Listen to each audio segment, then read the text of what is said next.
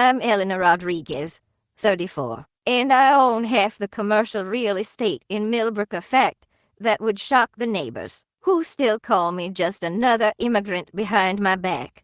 Last Tuesday, at the town council meeting, where they were debating whether to approve my latest development project, Mayor Thompson looked me straight in the eye and said, "People like you need to understand, this isn't your homeland." What he didn't know was that I'd been secretly buying up distressed properties for 8 years, turning this dying Rust Belt town into my empire. As I sat there, holding the deed to the very building we were meeting in, I realized it was time to show them exactly who owns their precious hometown. The look on their faces when I reveal the truth, that's going to be worth every sleepless night I spent building this fortune. Like and subscribe if you've ever been underestimated because of where you came from. 12 years ago, I stepped off a Greyhound bus in Millbrook with nothing but a worn duffel bag and $17 in my pocket. The immigration documents, tucked into my jacket pocket,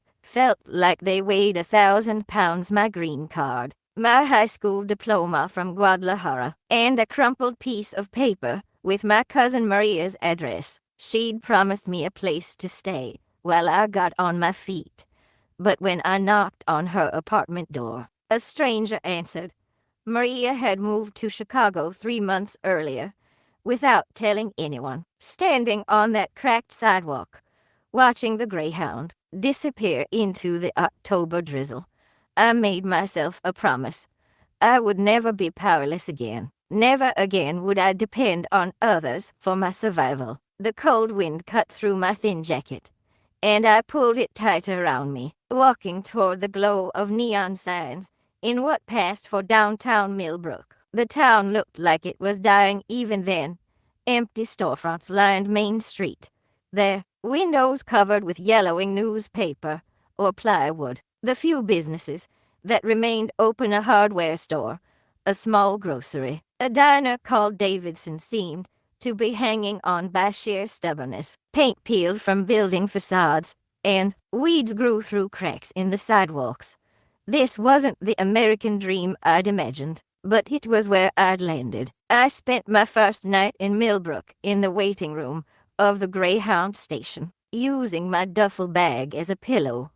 The security guard, an older black man named Frank, didn't kick me out. Instead, he brought me a cup of coffee and a sandwich from his lunch. "First night's always the hardest," he said, settling into the chair across from me. "You got any plans?"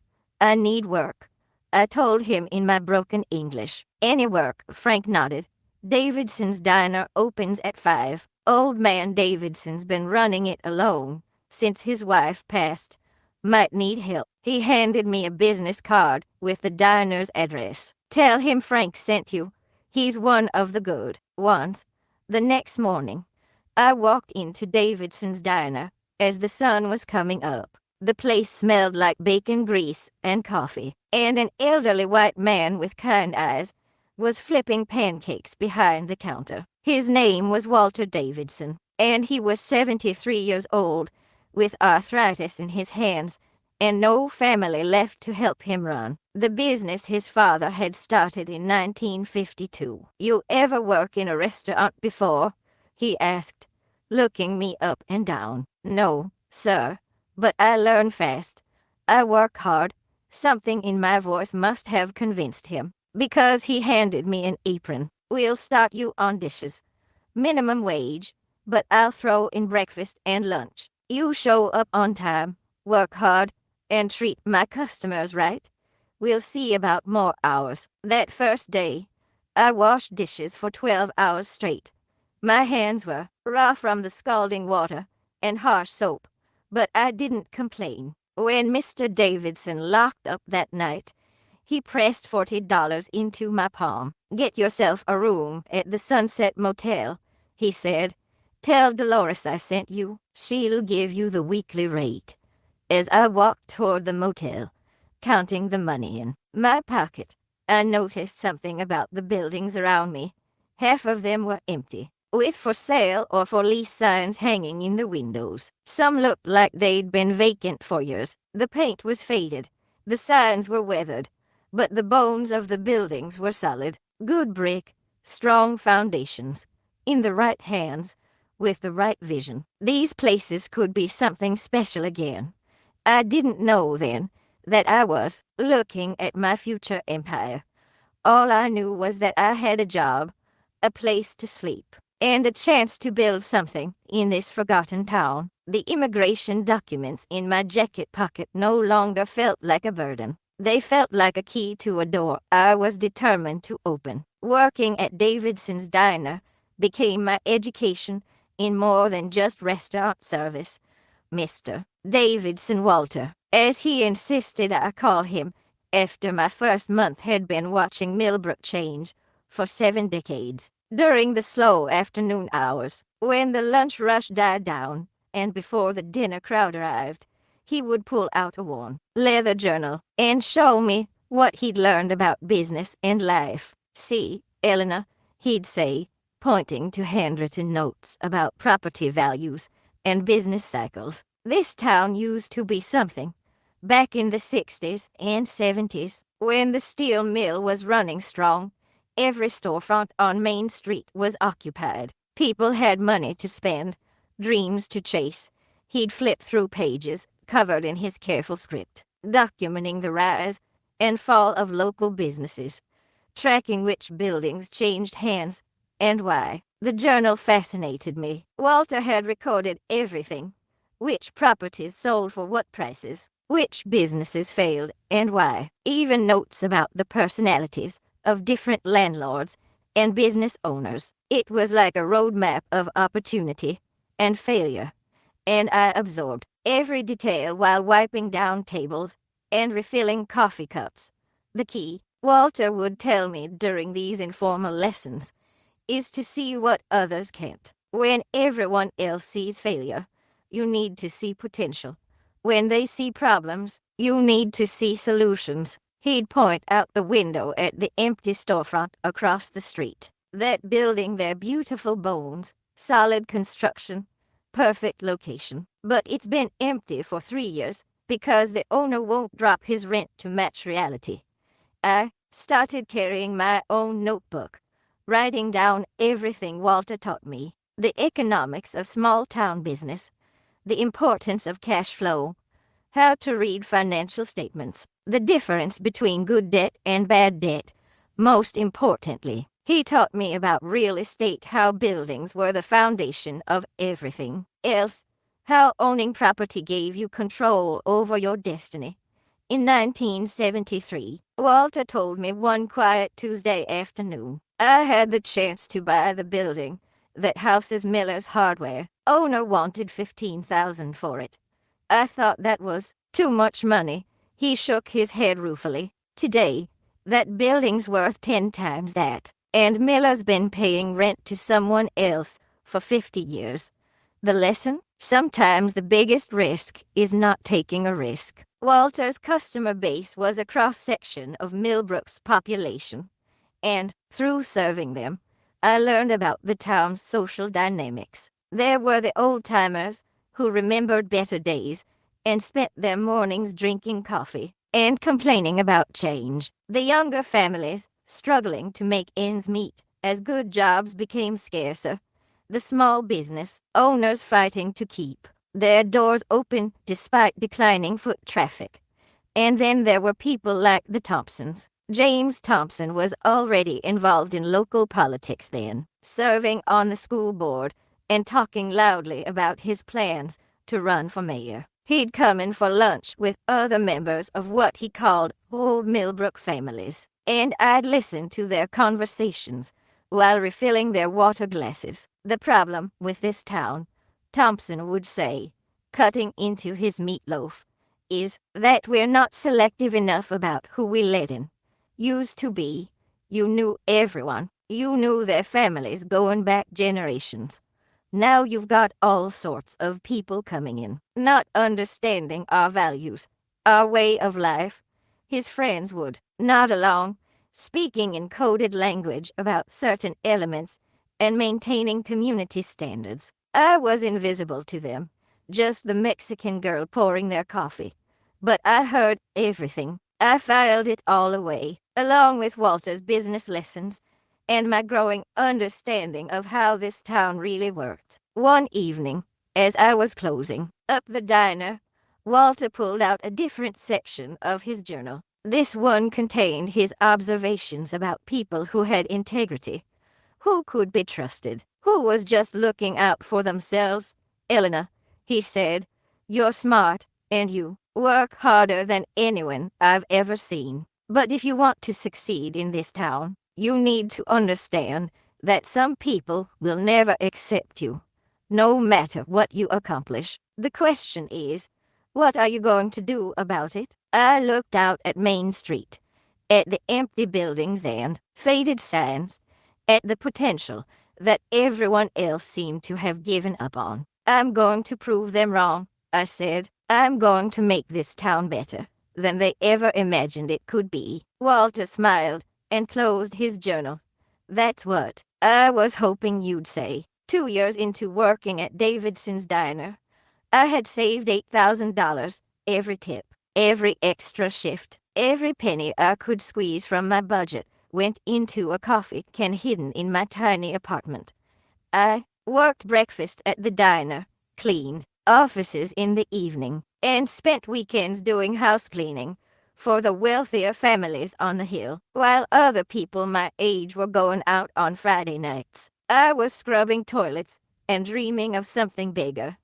The opportunity came in the form of a foreclosure notice taped to the window of 127 Elm Street. It was a small commercial building that had housed a flower shop until the owner, Mrs. Patterson, got sick and couldn't keep up with the mortgage payments. The building was solid good bones, as Walter would say, with a storefront on the ground level and a small apartment upstairs. The bank was asking $12,000, which might as well have been $12 million, based on my savings. I walked past that building every day on my way to work, studying it, imagining what it could become. The flower shop had been popular before Mrs. Patterson's illness, and the location was perfect, right on the corner where Elm intersected with Main Street. With the right tenant, it could be profitable again.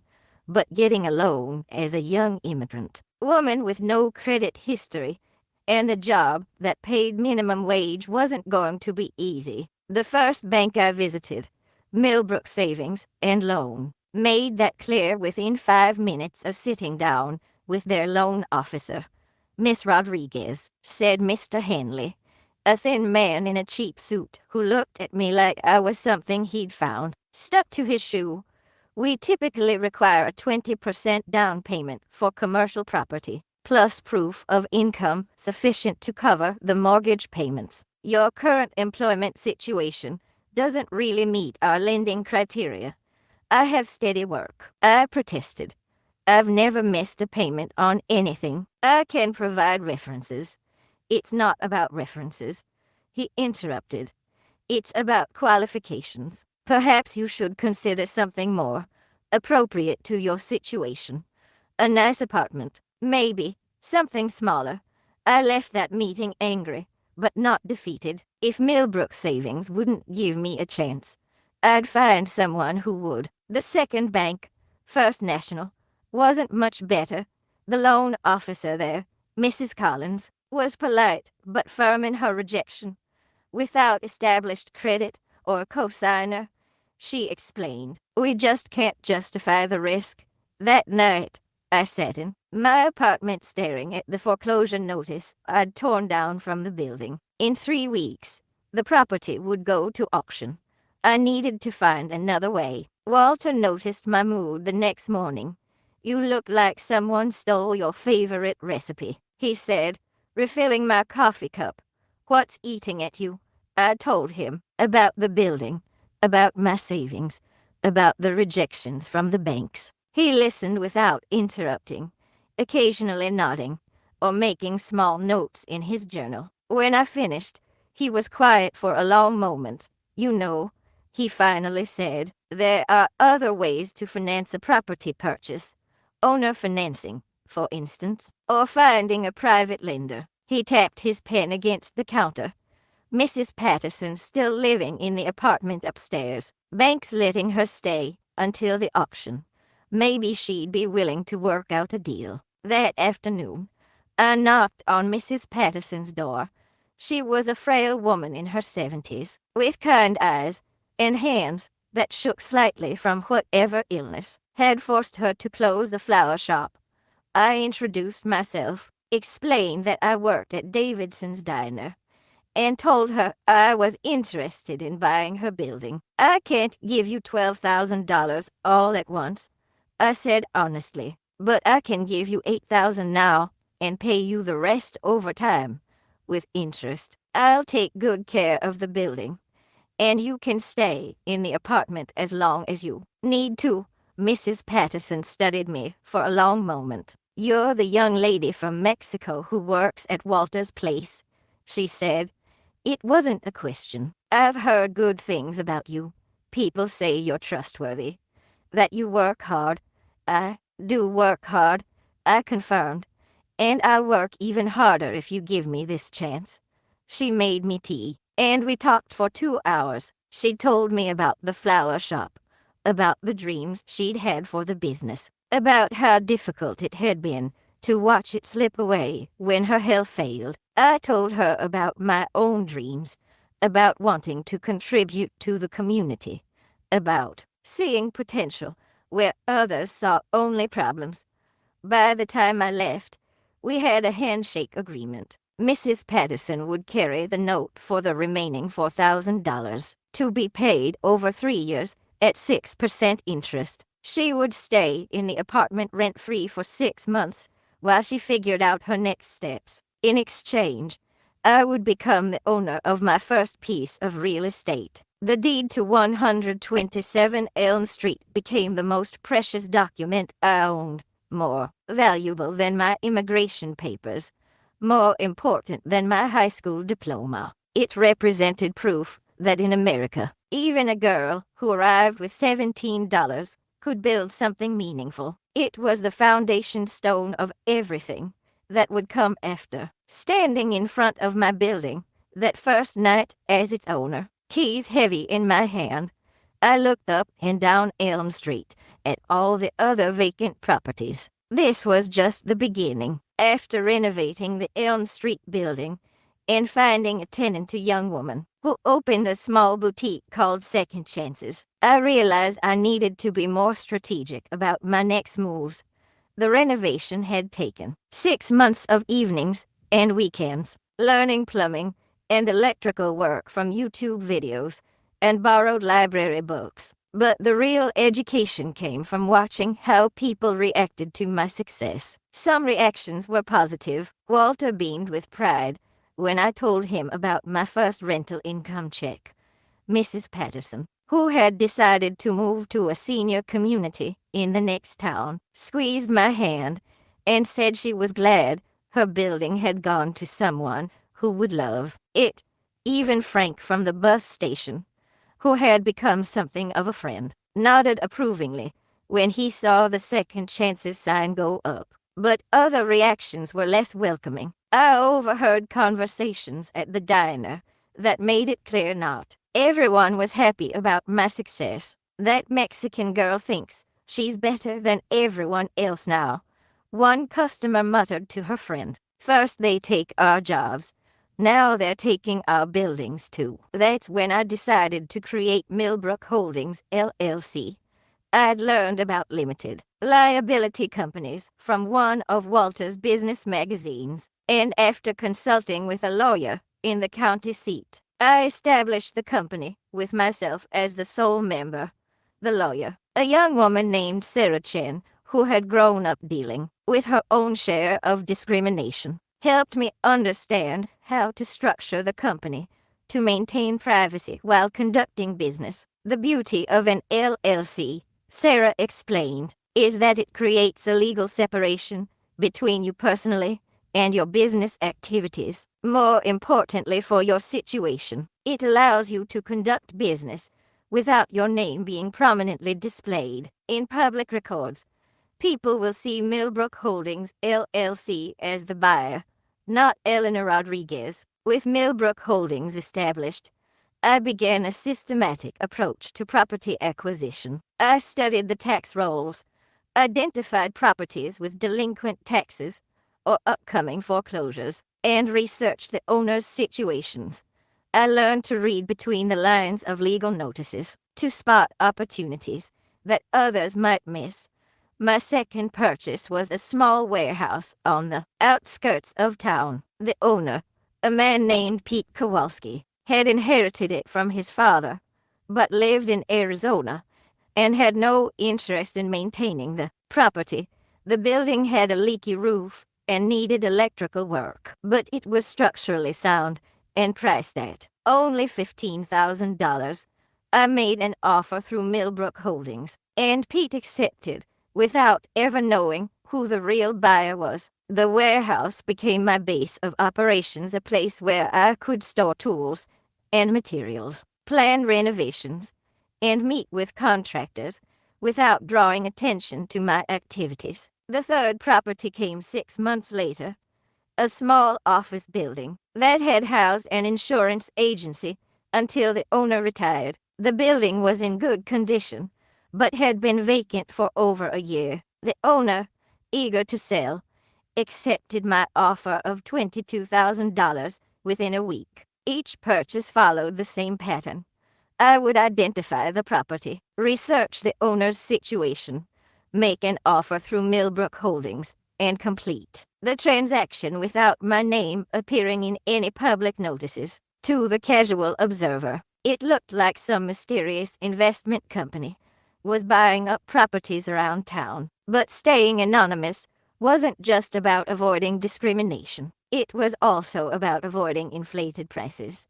In small towns, word travels fast, and I knew that if sellers realized the same person was buying multiple properties, they would start asking for more money. By operating through the LLC, I could negotiate each deal on its own merits without revealing the scope of my growing portfolio. The strategy worked better than I had hoped. Over the next 3 years, Millbrook Holdings acquired 8 more properties, 2 more retail buildings on Main Street, a small apartment complex, 3 single-family homes that I converted to rentals, and another warehouse that I turned into artist studios. Each property required work, and I became skilled at managing renovations on a budget. I learned to identify which contractors could be trusted, which suppliers offered the best prices, and how to maximize the value of each improvement. I developed relationships with plumbers, electricians, and carpenters who appreciated my prompt payments and steady work. The rental income from my properties allowed me to quit my evening cleaning jobs and focus on the real estate business. I reinvested every dollar of profit into the next purchase, building my portfolio systematically while maintaining my day job at the diner to provide steady income and maintain my cover. By the end of my 5th year in Millbrook, I owned 12 properties worth a combined $300,000. The monthly rental income was enough to cover all my expenses and still leave money for the next purchase. I had become a significant property owner in the town, but as far as anyone knew, I was still just Elena Rodriguez, the hard-working girl who served coffee at Davidson's diner. The irony wasn't lost on me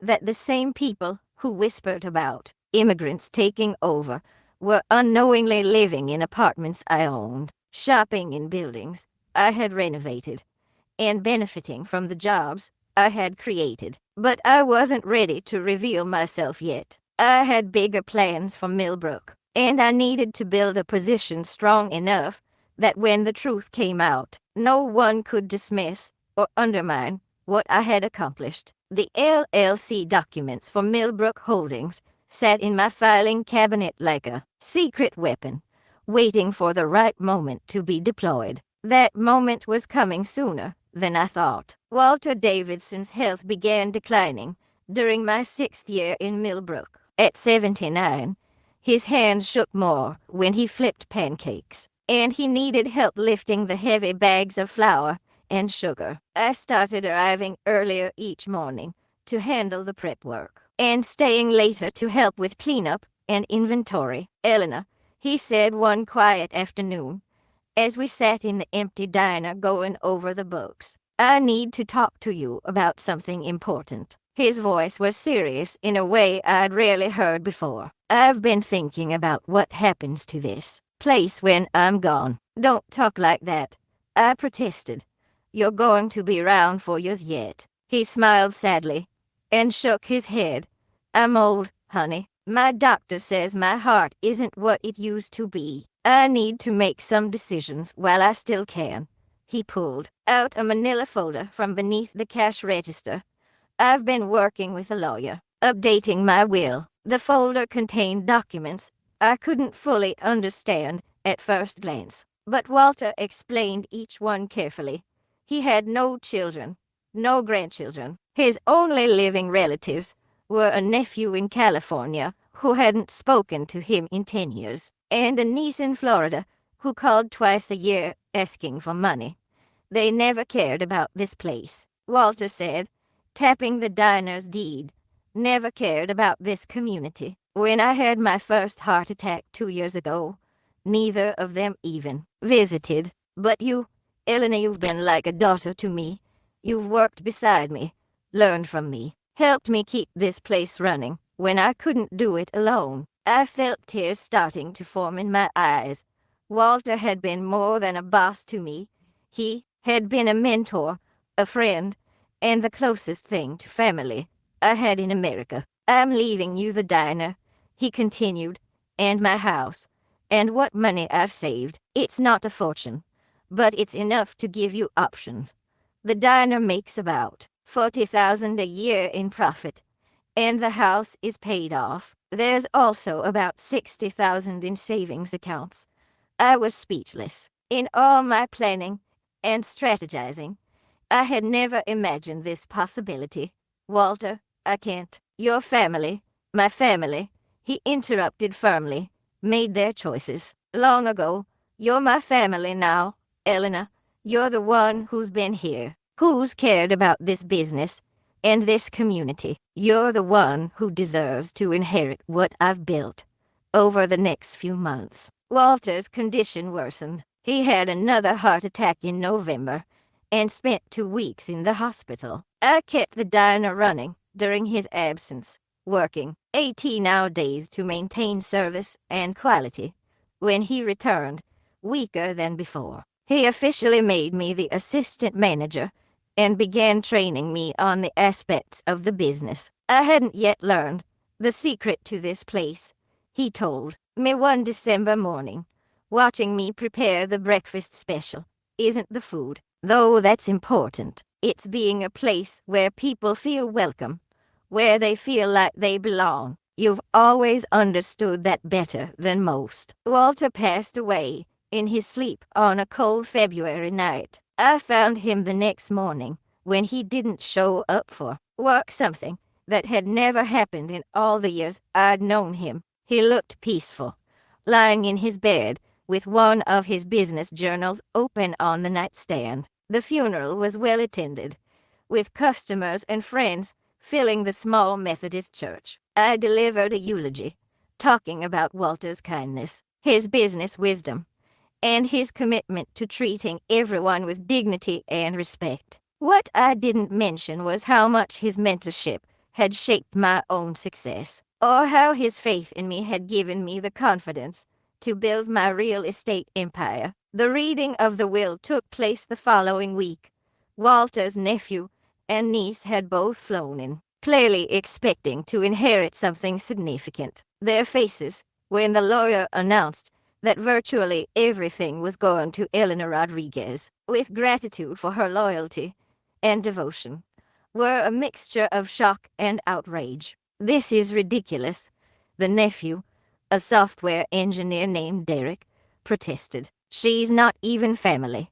She's just some employee who took advantage of an old man, the lawyer. The same Sarah Chen, who had helped me establish Millbrook Holdings, calmly explained that Walter had been of sound mind when he updated his will, and that he had specifically anticipated family objections. There was even a clause stating that any legal challenges to the will would result in the challenger forfeiting any claim to the estate. Derek and his sister left town the next day, muttering about lawyers and ingratitude, never knowing that the employee they dismissed now owned a significant portion of their hometown. The inheritance transformed my financial situation overnight. The diner provided steady income and a legitimate explanation for my growing prosperity.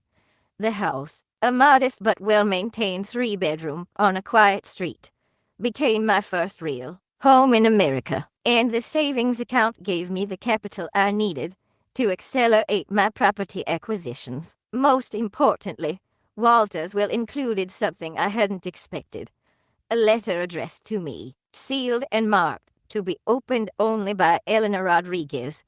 Inside, in Walter's careful handwriting, was a message that brought tears to my eyes. Elena, by the time you read this, you'll be wondering what to do with what I've left you. My advice is simple.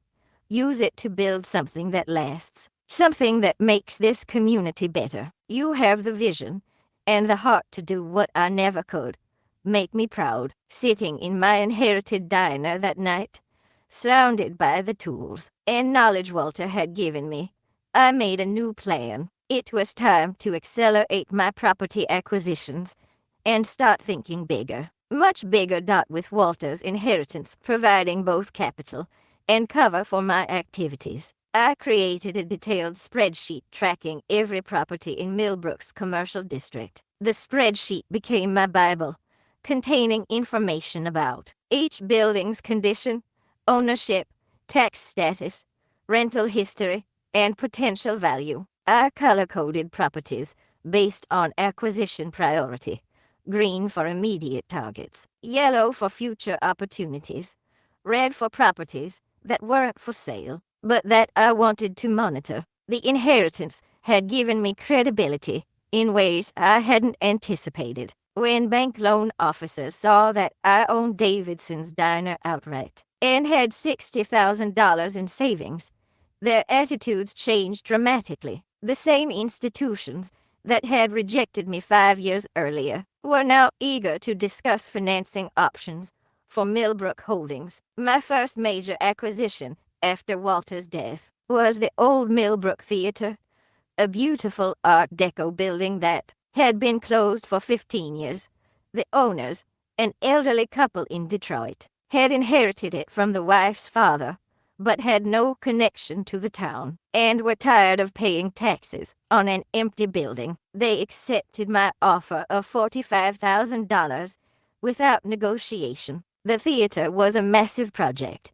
The roof needed replacement. The electrical system was decades out of date, and the interior required complete renovation.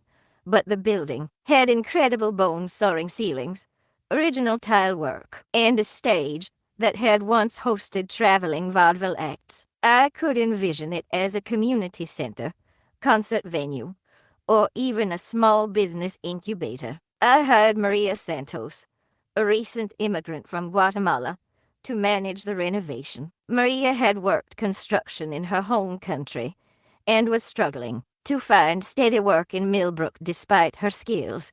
Together, we spent 6 months bringing the theater back to life, installing new lighting, refinishing the floors, and updating the mechanical systems while preserving the building's historic character.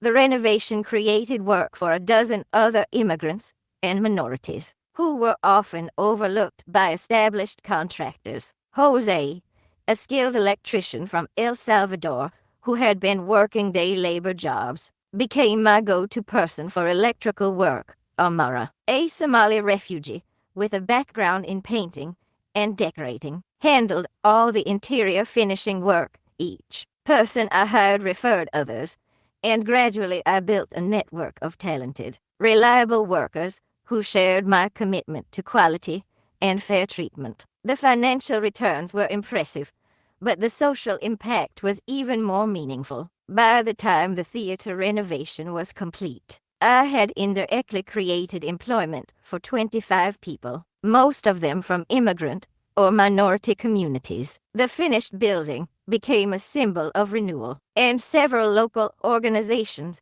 inquired about renting space for events. My next target was the Millbrook building, a 4-story office complex that had been the town's premier business address in the 1960s, but was now half empty due to deferred maintenance and poor management. The current owner, a real estate company based in Cleveland, was losing money on the property and eager to sell. Negotiating the purchase required more sophisticated financing than my previous deals. I worked with Sarah Chen to structure a deal that combined bank financing, seller financing, and a small business loan to cover the $120,000 purchase price. The complex negotiations took 3 months, but the building was worth the effort.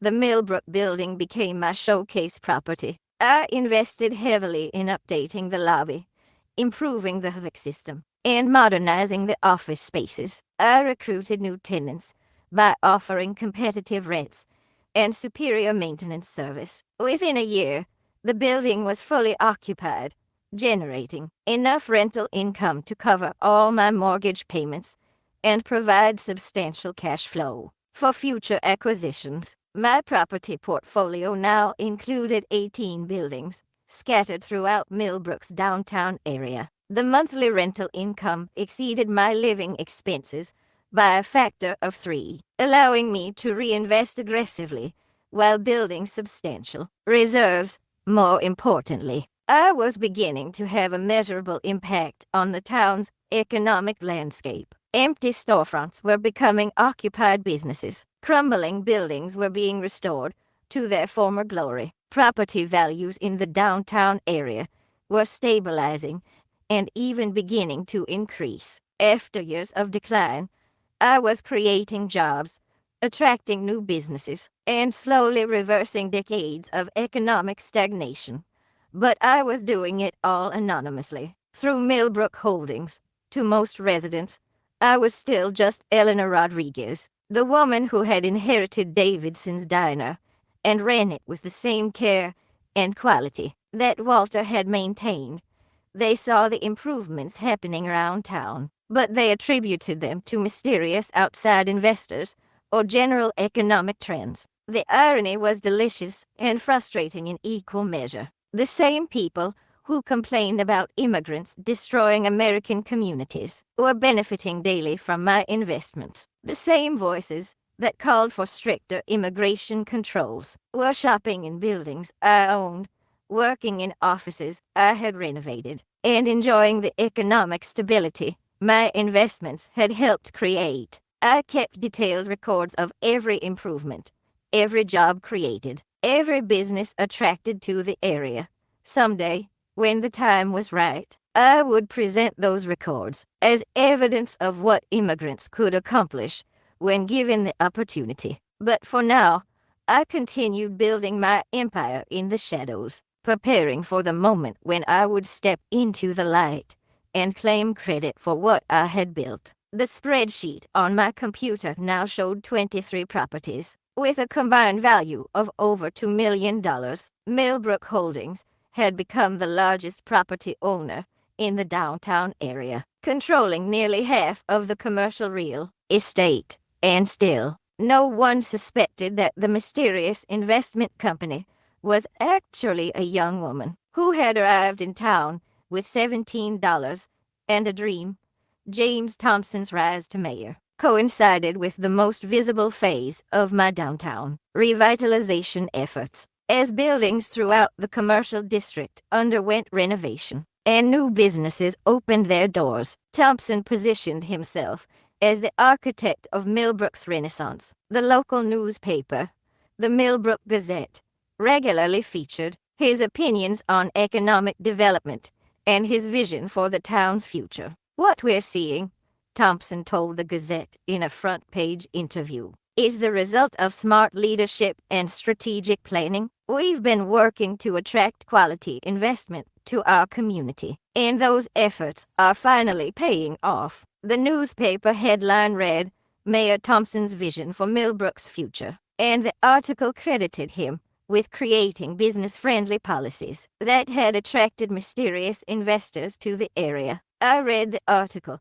while having coffee at my own diner, fighting the urge to laugh out loud. Thompson's business-friendly policies consisted mainly of rhetoric about maintaining community standards and ensuring that new developments fit with traditional Millbrook values. He had no idea that the investment he was taking credit for came from the same immigrant he regularly dismissed as part of the town's problems. Thompson's attitude toward immigrants had become more pronounced as his political profile grew. At town council meetings, which I occasionally attended as a concerned business owner, he frequently spoke about the need to preserve the town's character and heritage. His language was coded, but clear to anyone who understood the subtext. We need to be selective about the kind of growth we encourage, he would say during public forums. Not all change is good change. We want to attract people who share our values, who understand what makes Millbrook special. When pressed for specifics, he would talk about cultural compatibility and maintaining community cohesion. The irony was that Thompson's political success was built on the foundation of my economic investments. The new businesses that had opened in my renovated buildings were generating tax revenue that allowed the city to improve services. The jobs I had created were reducing unemployment and keeping young families from leaving town. The increased property values were strengthening the city's bond rating and reducing the need for tax increases. But Thompson saw none of this connection. To him, I remained just the woman who served his coffee and took his lunch orders. He was polite to my face. Politicians are always polite to constituents. But I had overheard enough conversations to know his real opinions about people like me. The problem, he told his campaign manager during a meeting at the diner, not realizing I was refilling water glasses nearby, is that people don't understand the broader implications. You let in too many people who don't share the same background, the same values, and pretty soon you don't recognize your own community. His campaign manager, a young man named Brad, who had moved to Millbrook from Columbus, nodded enthusiastically. Exactly. We need to talk about quality of life issues, about maintaining standards. People respond to that message. Thompson's vision for Millbrook's future was narrow and exclusionary, focused on attracting what he called the right kind of families, while discouraging diversity. He spoke frequently about the town's history, about the generations of families who had built the community, about the importance of preserving their legacy. What he never acknowledged was that those same founding families had largely abandoned Millbrook for better opportunities elsewhere. The downtown area had been dying for decades before my investments began turning it around. The young people he claimed to represent were leaving for cities with better job prospects and more diverse communities. The newspaper clipping from his interview became a document I treasured, not for its content, but for what it represented.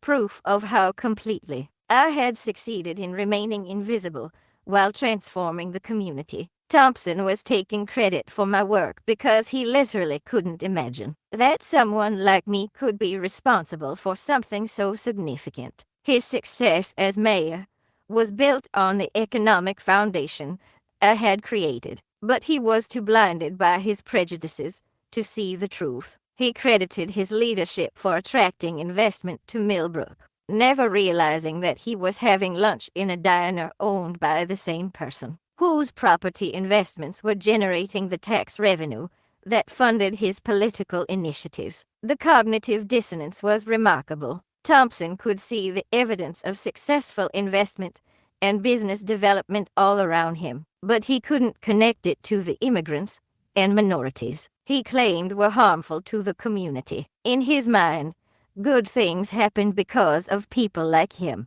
and problems were caused by people like me. This willful blindness extended beyond Thompson to much of the town's established leadership. The members of the Chamber of Commerce praised the mysterious investors who were revitalizing downtown, while simultaneously supporting policies designed to discourage new immigrants from settling in Millbrook. They celebrated the job creation and increased property values, while complaining about the changing demographics of their community. I had become an economic force in Millbrook, while remaining socially invisible to the people who benefited most from my success. It was a perfect position from which to observe their hypocrisy and plan my eventual revelation. Thompson's newspaper interview, with its confident claims about his role in the town's renaissance, would make excellent evidence when the time came to set the record straight. For now, I continued serving his coffee and listening to his conversations, building my dossier of evidence while expanding my empire. Thompson's golden child status was built on sand, and I was the tide that would eventually wash it away. Carlos Mendez arrived in Millbrook during my 7th year in town, drawn by the same rumors of opportunity that were beginning to circulate in immigrant communities throughout the region. He was a skilled carpenter and cabinet maker who had learned his trade from his grandfather in Mexico before coming to the United States to build a better life for his family. When he walked into Davidson's diner looking for work leads, I immediately noticed his calloused hands and the careful way he examined the restaurant's woodwork. "You're looking for carpentry work?" I asked, refilling his coffee cup. "Yes, ma'am. I heard there's construction happening in this town, renovations and such. I do good work cabinets, finish carpentry, restoration. I can provide references." I had been looking for a skilled carpenter to join my regular crew of contractors. The theater renovation had shown me the value of having craftspeople who could restore original details while incorporating modern functionality. "What's your experience with historic restoration?" I asked. Carlos's eyes lit up. "In my hometown, I worked on the cathedral restoration project. 16th century woodwork, very delicate. I understand old buildings, how they were built, how to fix them without losing their character." That conversation led to Carlos becoming my lead carpenter, though he didn't know I was the person behind Millbrook Holdings. To him, I was Elena from the diner who had connections with the mysterious investors renovating downtown buildings. I would recommend him for projects, and he would do beautiful work, never suspecting that his biggest client was the woman who served him breakfast every morning. Our professional relationship gradually became personal. Carlos was different from other men I had dated. He was secure in his skills, comfortable with strong women, and had his own dreams of building something meaningful in America. He talked about opening his own woodworking shop someday, creating custom furniture and cabinets for discriminating customers. "I don't want to just work for other people forever," he told me during one of our early dates, a picnic in the park behind the renovated theater. "I want to build something that lasts, something I can be proud of." I understood that ambition completely, though I couldn't tell him about my own empire-building efforts. Our relationship developed slowly, built on shared values and mutual respect rather than dramatic passion. Carlos appreciated my work ethic, my dedication to the diner, and my commitment to the community. I admired his craftsmanship, his integrity, and his gentle confidence. When I finally told him about Millbrook Holdings, 8 months into our relationship, his reaction was everything I had hoped for. We were sitting in his small apartment, looking over plans for a custom kitchen he was designing for a client. When I decided I couldn't keep the secret any longer, "Carlos," I said, taking a deep breath, "there's something I need to tell you about those renovation projects you've been working on." He looked up from the drawings, sensing the seriousness in my voice. I'm the one who owns Millbrook Holdings, I said simply. All those buildings, you've been working on the theater, the office complex, the retail spaces, I own them.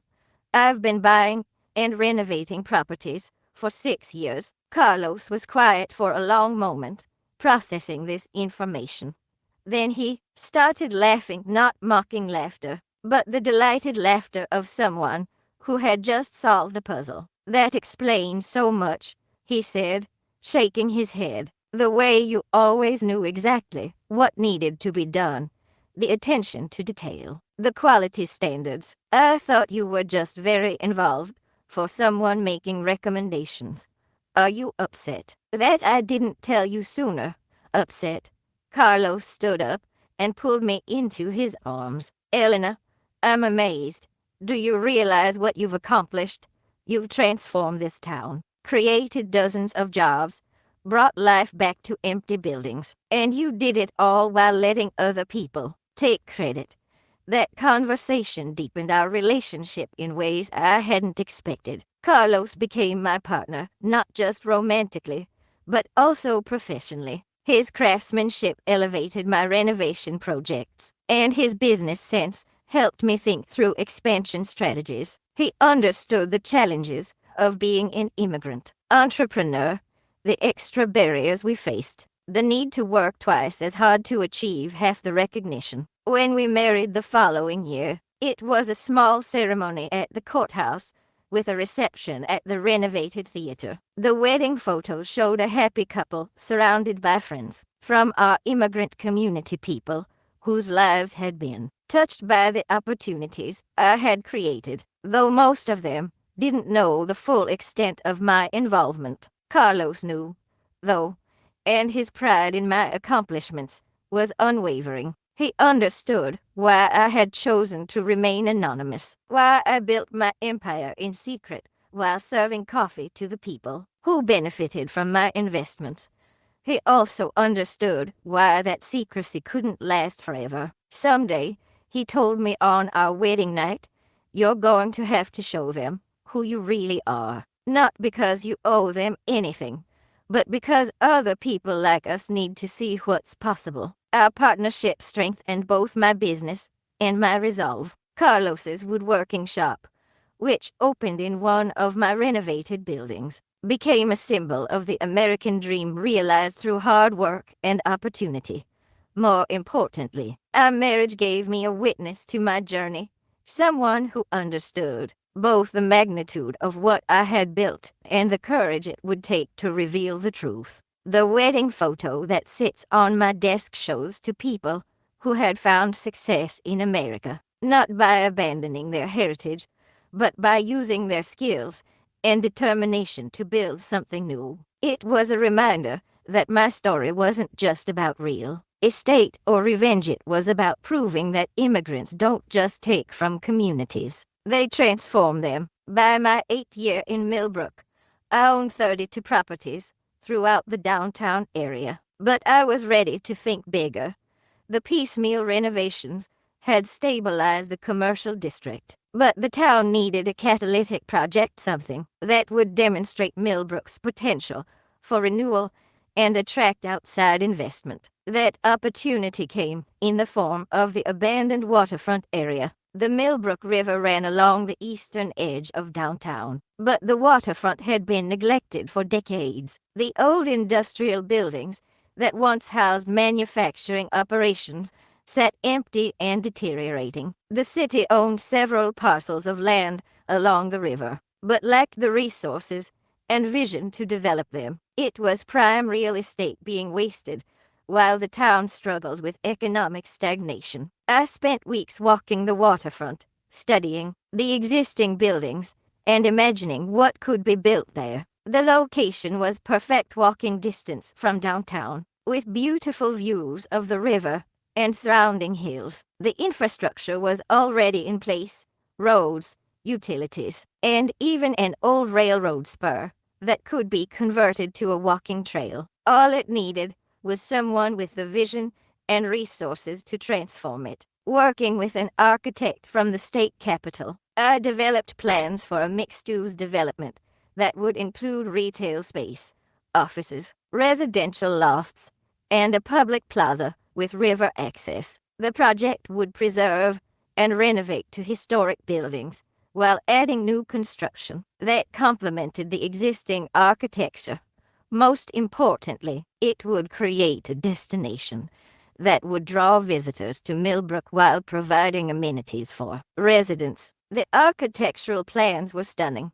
The development would include a riverside restaurant, boutique shops, professional offices, and 24 luxury loft apartments. The public plaza would host farmers markets, concerts, and community events. The old railroad spur would become a walking and biking trail connecting the waterfront to the main downtown area. The total project would cost approximately $4 million and take 3 years to complete. But presenting the project to the city required careful strategy. I couldn't propose it as Millbrook Holdings without raising questions about the company's identity and resources. I needed a public face for the development, someone who could shepherd it through the approval process while maintaining my anonymity. The solution came through Sarah Chen, my lawyer, who had connections with a regional development firm based in Columbus. The firm, Riverside Development Group, agreed to present the project as their own proposal while acting as a front for Millbrook Holdings. They would handle the public presentations and community meetings, while I maintained control over the design and financing. The proposal process required months of preparation, environmental studies, traffic analyses, economic impact projections, architectural renderings. Every detail had to be perfect, because I knew the project would face scrutiny from both supporters and skeptics. I hired the best consultants I could find, paying for expertise that would make the proposal unassailable from a technical standpoint. The economic impact study was particularly compelling. The development would create over 200 construction jobs during the building phase and 150 permanent jobs once complete. Property tax revenue would increase by an estimated $180,000 annually. The project would attract visitors from throughout the region, supporting existing downtown businesses while creating new commercial opportunities.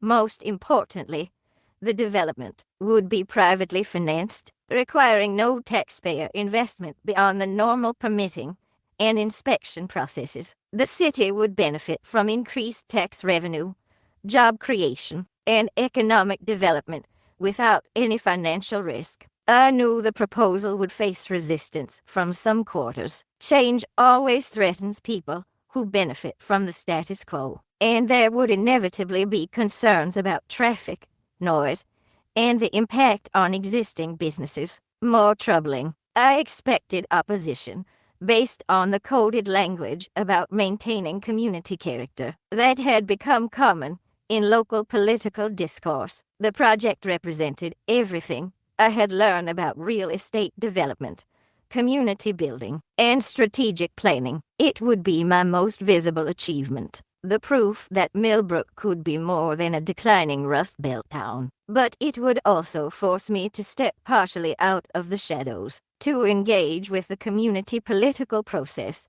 in ways I had avoided during my years of anonymous property acquisition. As I reviewed the final architectural drawings one evening in my office above the diner, Carlos looked over my shoulder at the renderings.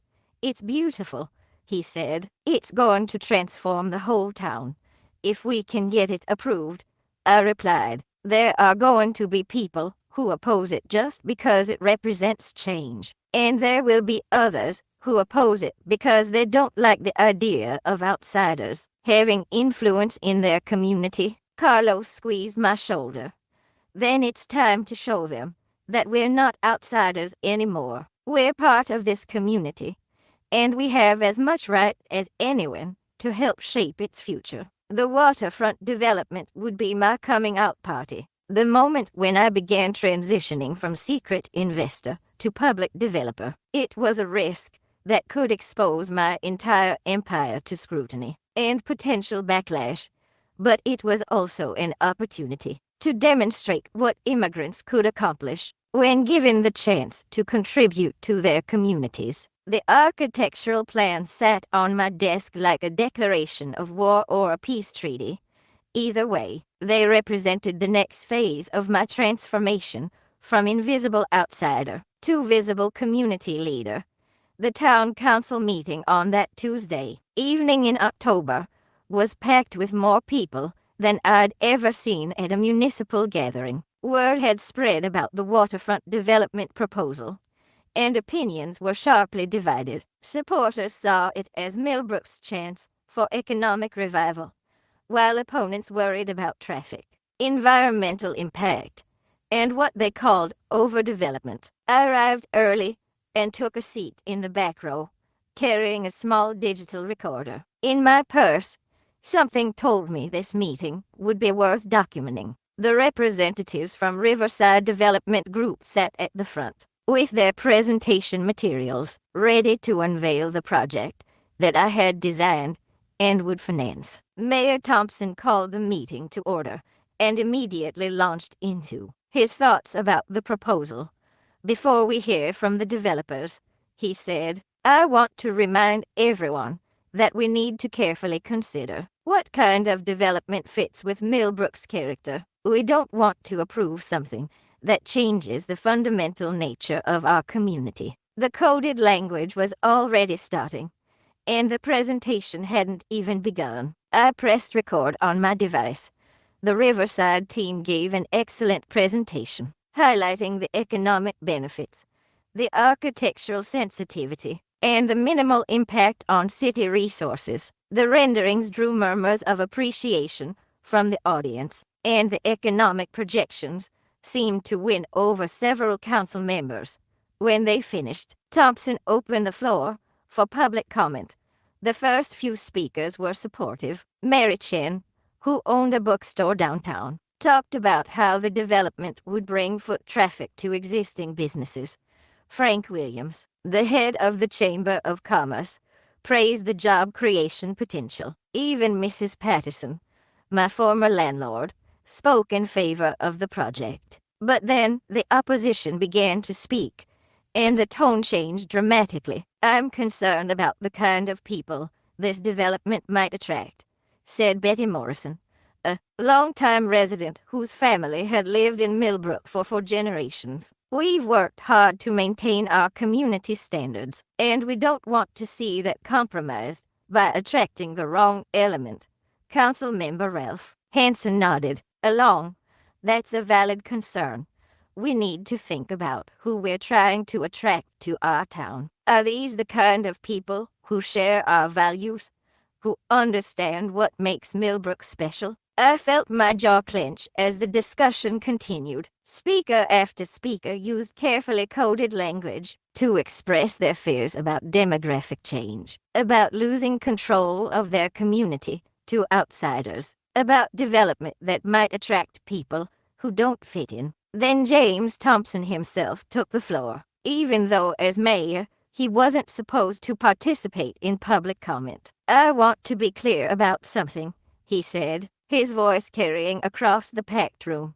This council has a responsibility to protect the character of our community. We've seen what happens to towns that aren't careful about development. They lose their identity, their values, their sense of community. He paused dramatically, looking around the room. People like you, he said, gesturing toward the Riverside representatives, need to understand that this isn't your homeland. You can't just come in here and remake our community to suit your vision. We have a responsibility to the families who built this town, who've lived here for generations. The room fell silent. Even Thompson's supporters seemed taken aback by the directness of his language. The Riverside representatives looked uncomfortable, clearly not prepared for this level of hostility. But Thompson wasn't finished. We need to ask ourselves, is this development really in the best interests of Millbrook? Or is it just another way for outside investors to profit from our community? Are we supposed to be grateful that some development company wants to change our waterfront into something that serves their interests rather than ours? Councilwoman Jonna Stevens tried to steer the discussion back to the technical aspects of the proposal. Mayor Thompson, I think we should focus on the specifics of the development plan rather than speculating about the developers' motivations. Oh, I think their motivations are pretty clear, Thompson replied. They see an opportunity to make money off our town, and they're using pretty pictures and economic projections to convince us to let them do it. But what happens when the profits dry up? What happens when they decide Millbrook isn't profitable enough anymore? Do you think they'll stick around to deal with the consequences? As I listened to Thompson's tirade, I felt a mixture of rage and satisfaction. Rage at the casual bigotry, the assumption that outsiders couldn't possibly care about the community's welfare, but also satisfaction, because Thompson was revealing himself so completely, showing everyone exactly who he was and what he believed. Councilmember David Park, one of the younger members, tried to bring some rationality to the discussion. With respect, Mayor Thompson, I think we're getting off track. The proposal stands on its merits regardless of where the developers come from. The question is whether this project benefits Millbrook, not whether we approve of the developers' backgrounds. Their backgrounds matter, Thompson shot back. Their commitment to this community matters. We can't just hand over our waterfront to people who don't understand our values, who don't have any stake in our long-term success. The irony was almost too much to bear, as Thompson ranted about outsiders who didn't understand the community. He was sitting in a building I owned, discussing a development I had designed, speaking to an audience that included dozens of people who worked in my buildings or lived in my apartments. The economic foundation of his political success was built on my investments, but his prejudices made it impossible for him to see the truth. The meeting continued for another hour with more coded language about community standards and demographic concerns. When the council finally voted to table the proposal, pending further review, I knew the real battle was just beginning. Walking to my car that night, I clutched the digital recorder that contained Thompson's most revealing statements.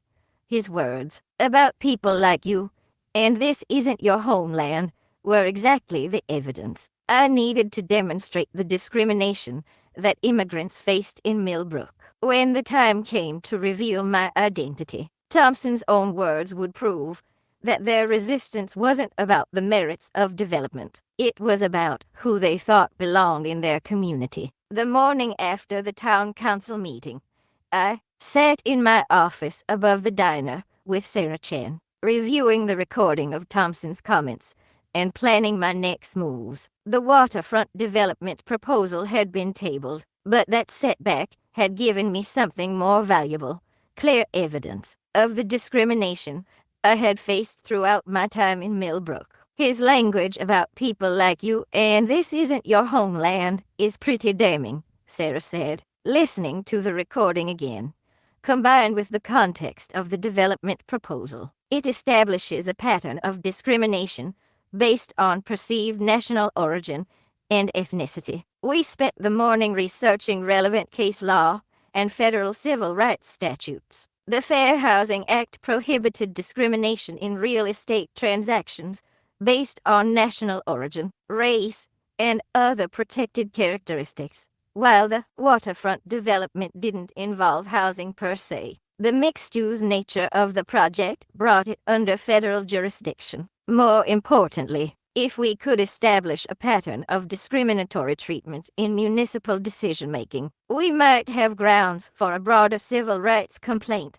The question, Sarah said, is whether you want to pursue this as a legal matter or handle it in the court of public opinion. You have enough evidence to file a complaint with HUD or even pursue federal litigation, but that could take years to resolve.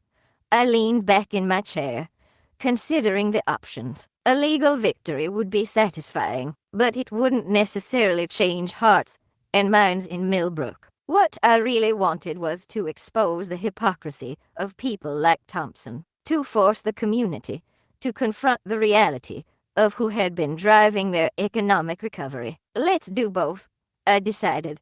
Document everything for a potential legal case, but plan for a public revelation that shows exactly who's been investing in this community while they've been complaining about immigrants. Over the next 2 weeks, I assembled a comprehensive file documenting my business activities and the discrimination I had encountered. The file included the recording from the town council meeting, but also more subtle evidence.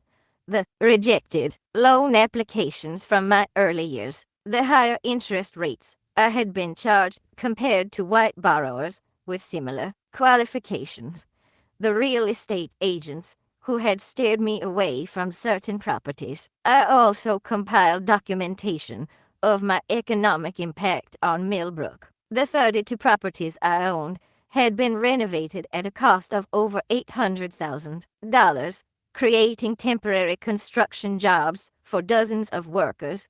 The buildings now housed 43 businesses, employing over 200 people. The annual property taxes on my holdings exceeded $120,000, representing nearly 8% of the city's total property tax revenue.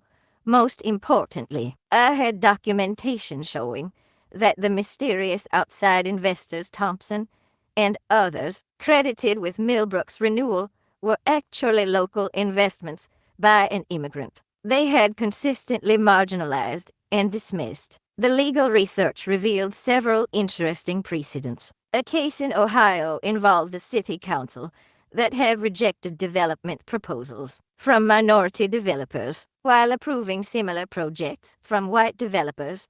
Another case in Michigan established that discriminatory language by public officials could be used as evidence of institutional bias even when the stated reasons for decisions were facially neutral. The strongest case would involve showing a pattern of differential treatment, Sarah explained. If we can demonstrate that the city has approved similar developments from other developers while rejecting yours based on discriminatory criteria, we have a solid foundation. I spent hours reviewing the city's development approvals over the past decade. Most projects had been small-scale renovations or minor commercial developments, nothing comparable to the waterfront proposal.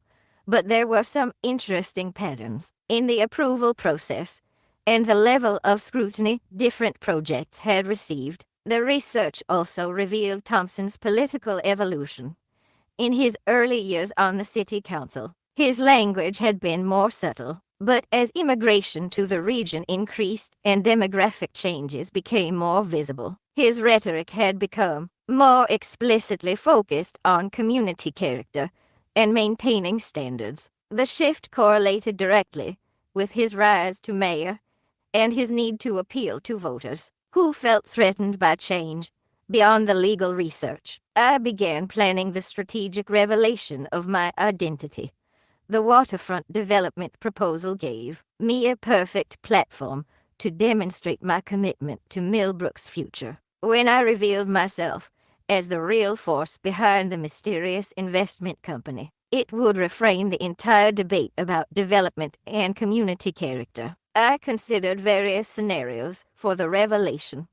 A dramatic announcement at a city council meeting would be satisfying, but might come across as grandstanding. A press conference would give me more control over the message, but might seem like I was trying to embarrass local officials. A letter to the editor would be less confrontational, but might not generate enough attention to achieve the impact I wanted. Carlos suggested a different approach.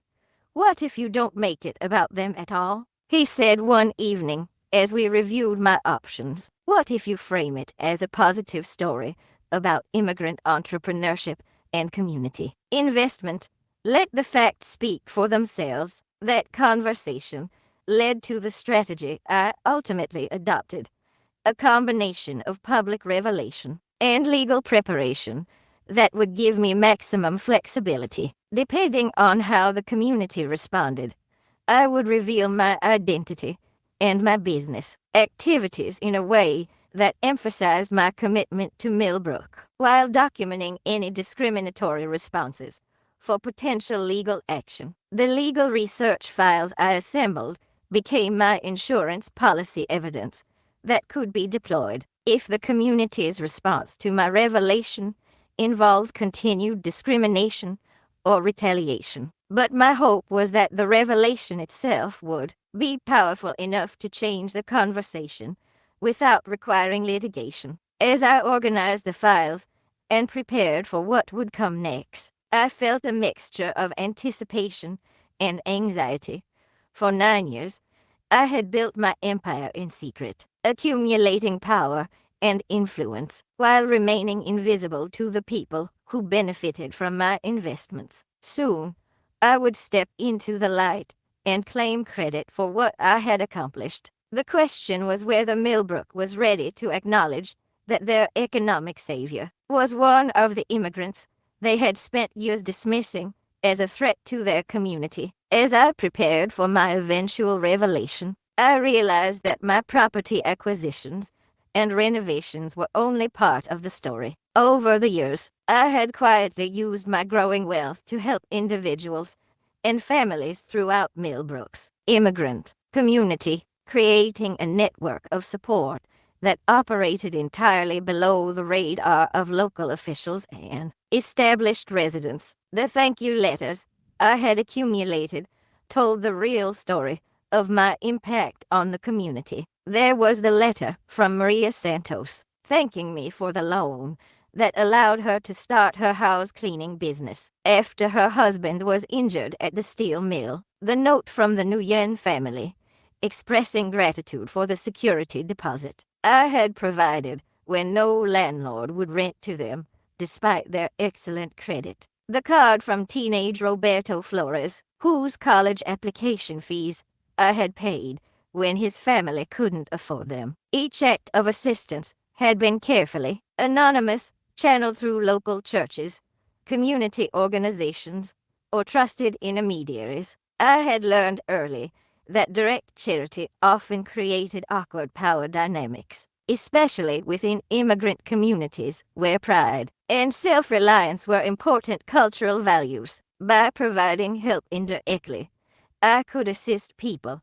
without making them feel dependent or obligated. The pattern had started accidentally during my 3rd year in Millbrook. I overheard a conversation at the diner between 2 women discussing the Ramirez family's eviction notice. The father had been laid off from his factory job, and they were 3 months behind on rent. The landlord was proceeding with eviction, despite their previous perfect payment history and the father's active job search. That evening, I called the landlord anonymously and offered to pay the back rent in exchange for giving the family more time to get back on their feet. I claimed to be calling on behalf of a local charity that preferred to remain anonymous. The landlord agreed. The family avoided eviction, and Mr. Ramirez found new employment within 2 months. Word of the anonymous assistance spread quietly through the immigrant community, though no one suspected the source. Similar situations arose regularly: families facing medical emergencies, students needing help with educational expenses, small business owners requiring capital to expand or survive temporary setbacks. In each case, I found ways to provide assistance without revealing my identity. The scope of this informal support network had grown substantial over the years. I had provided over $40,000 in direct assistance to families and individuals, helped secure housing for dozens of immigrant families who faced discrimination from landlords, and created employment opportunities for nearly 100 people through my renovation projects and business referrals. More importantly, I had helped establish a culture of mutual support within Millbrook's growing immigrant community. When the Patel family needed help moving their elderly grandfather from India to join them, other families contributed money and time. When Hurricane Isabel damaged several immigrant-owned businesses, the community organized volunteer labor and resources for repairs. The assistance I had provided had multiplied through reciprocal relationships and collective action, but this community building had remained largely invisible to Millbrook's established residents. They saw individual immigrant families succeeding and assumed it was purely through individual effort. They didn't understand the networks of support that made success possible, or the external assistance that had helped families overcome discriminatory barriers. The thank you letters in my file represented more than individual acts of charity.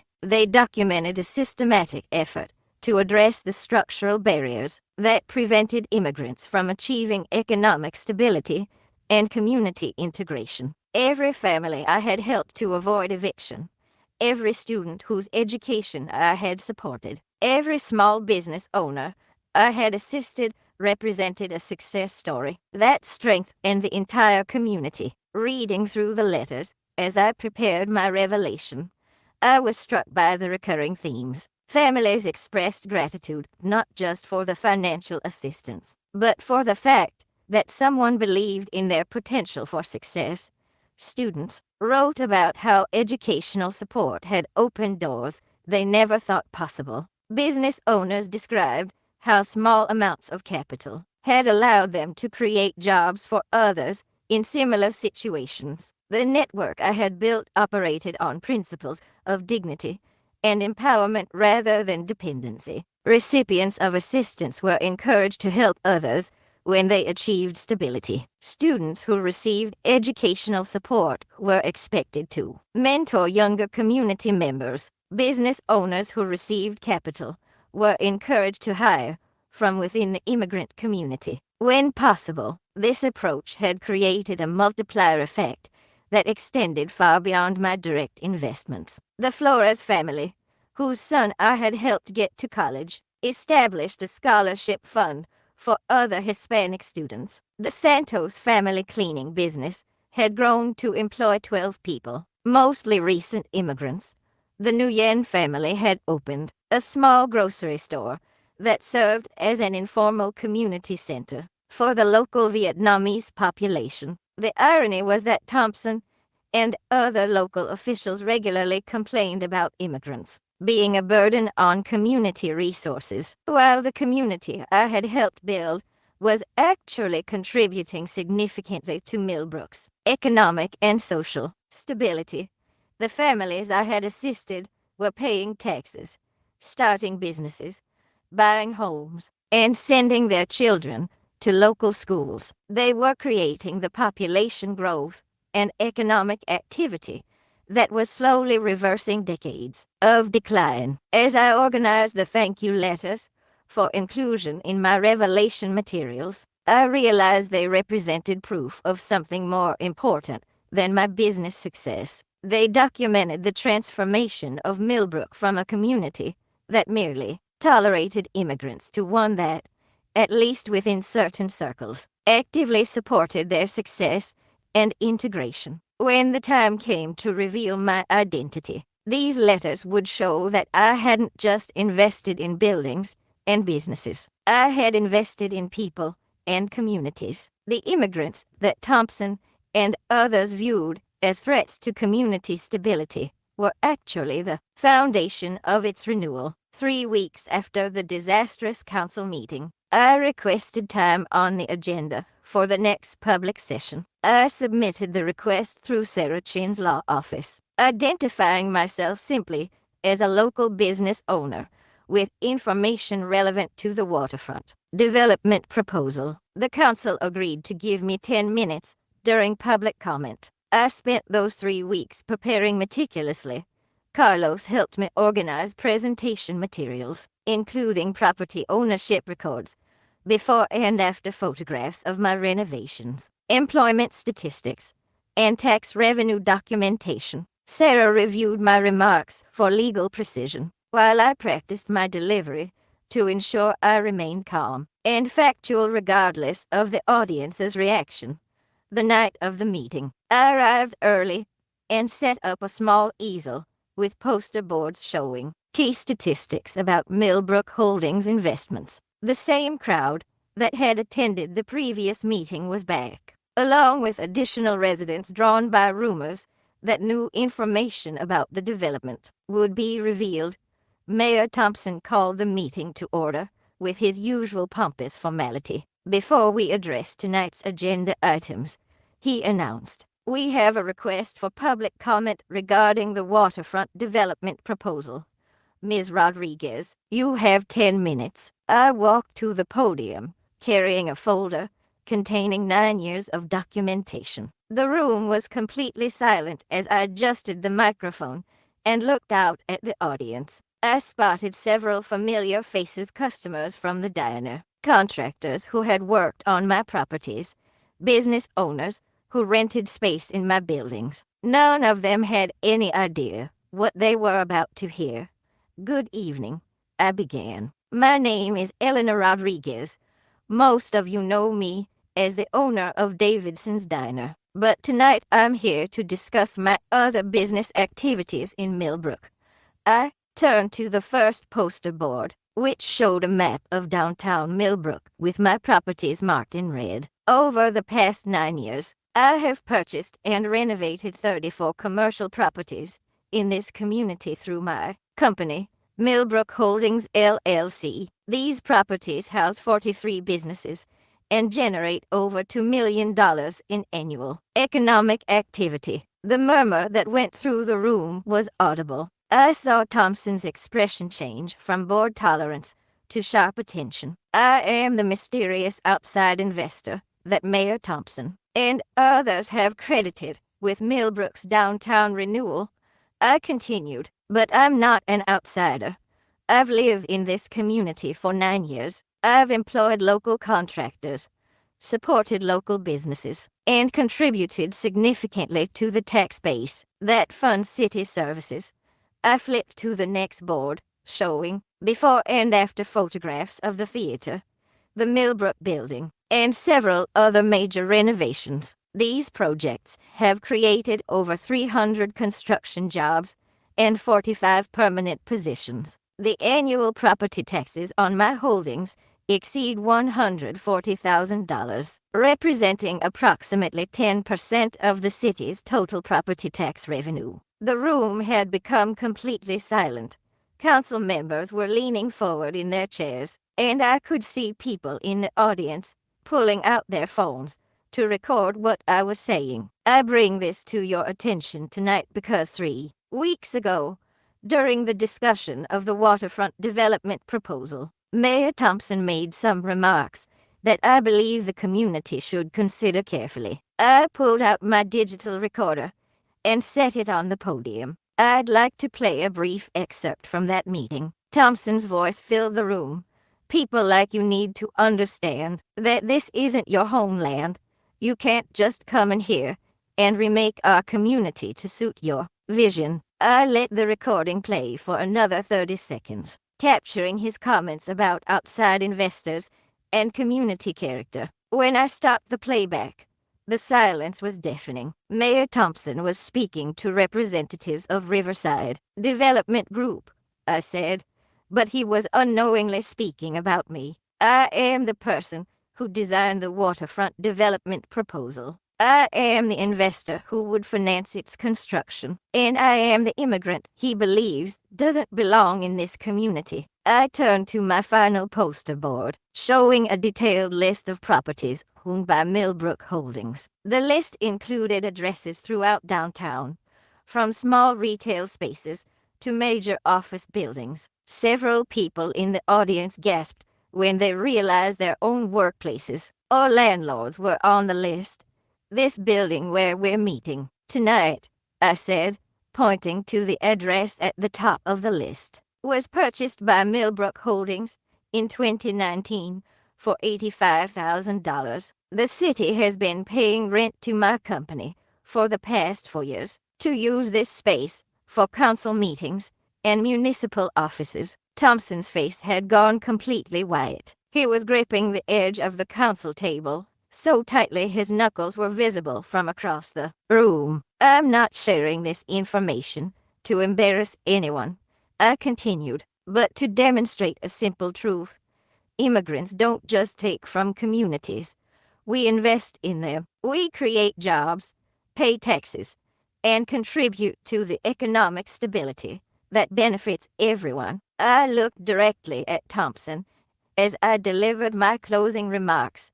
For 9 years, I have worked to improve this community while listening to complaints about immigrants destroying American towns. Tonight, I want you to understand that the immigrant you've been worried about is the same person who has been rebuilding your downtown, creating jobs for your residents, and generating the tax revenue that supports your municipal services. I packed up my materials and returned to my seat without taking questions. The room remained silent for a full minute before Thompson managed to regain his composure, enough to continue the meeting.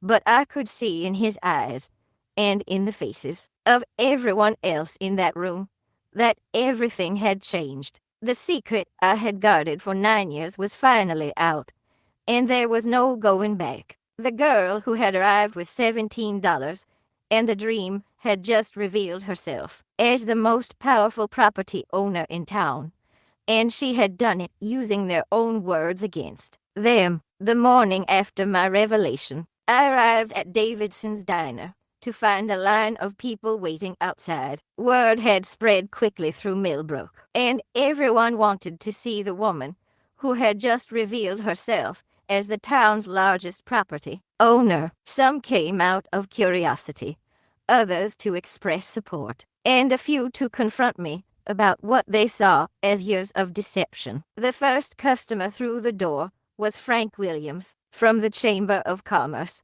His face was flushed, and he avoided making eye contact as he ordered his usual coffee and Danish. "Elena," he said quietly, "I had no idea all those times I talked about attracting outside investment, and you were sitting right there." "I was always here, Frank," I replied, pouring his coffee. "The investment wasn't from outside, it was from right here in the community." The next few hours brought a steady stream of customers, with reactions ranging from amazement to embarrassment to anger. Mary Chin from the bookstore thanked me for revitalizing downtown and creating foot traffic for her business. Several of my tenants stopped by to express their appreciation for my fair treatment and property maintenance. But there were also uncomfortable conversations with people who clearly felt manipulated by my years of secrecy. The most difficult encounter came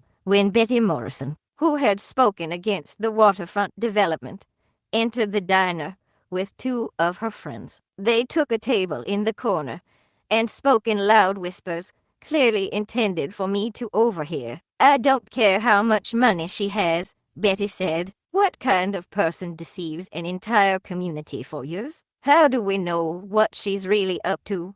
Her friend nodded vigorously. "Exactly. If she was so proud of what she was doing, why hide it? There's something dishonest about the whole thing." I continued serving other customers, but their comments stung because they contained a grain of truth.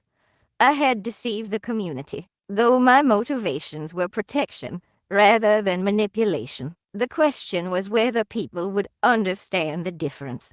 The local newspaper called that afternoon, requesting an interview. The Millbrook Gazette had never paid much attention to me before, but suddenly I was the biggest story in town. I agreed to meet with the reporter, Jennifer Walsh, later in the week. More immediate was the political fallout. Mayor Thompson had left the council meeting the previous night without comment, but by noon he had issued a statement through the city clerk's office. The statement was carefully worded, but clearly defensive. The city of Millbrook welcomes investment from all legitimate sources, regardless of the investor's background. While we were unaware of Ms. Rodriguez's extensive business activities, her contributions to our community's economic development are appreciated. However, questions remain about the appropriateness of conducting such extensive business activities without proper transparency to municipal officials. Thompson's attempt to frame my revelation as a transparency issue rather than acknowledging his discriminatory comments was predictable, but ineffective. The recording of his remarks had been shared widely on social media, and people could judge for themselves whether his concerns were about transparency or about immigrants. The most significant consequence came 48 hours after my revelation, when Thompson announced he would not seek re-election as mayor. His resignation letter, published in the Gazette, cited personal reasons and a desire to spend more time with family. But everyone understood that his political career had been destroyed by his own recorded words. I think it's best for the community if we have fresh leadership going forward, Thompson told the newspaper.